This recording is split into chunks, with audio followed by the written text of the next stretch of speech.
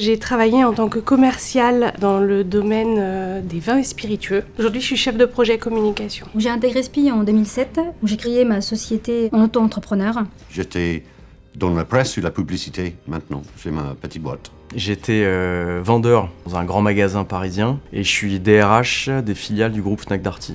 Toutes les entreprises se réorganisent en permanence. Il y a beaucoup de mouvements à l'intérieur même des entreprises.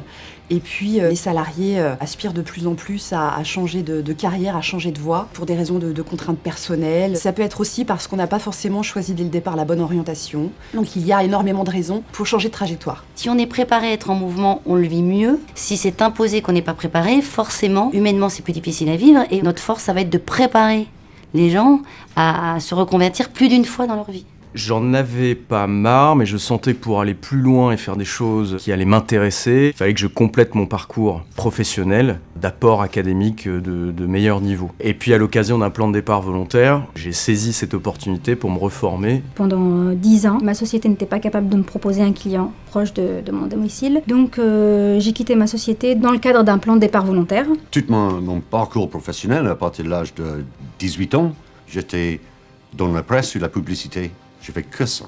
Dès que c'est devenu que digital, ça m'intéressait plus. Donc j'ai réfléchi, qu'est-ce que je peux faire?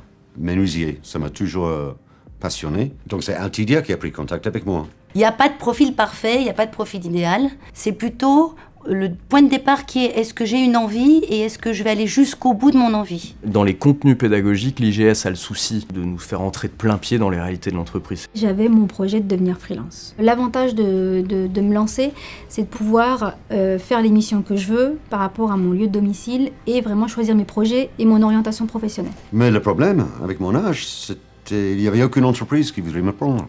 Et là, Altidia a écrit une lettre. Disons, Monsieur Baylis, il adore le bois, il est passionné par ça, blablabla. Et là, ça m'a décroché une place. Après, ce que j'ai trouvé le plus dur, c'est la remise en question, c'est repartir sans garantie de réussite. Donc ça, psychologiquement, c'est pas évident du tout. Il faut des interlocuteurs. Parler seul dans sa tête, c'est très bien.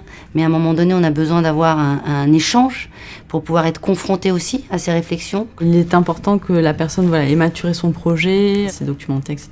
L'accompagnement aussi du cadre familial et personnel est important également.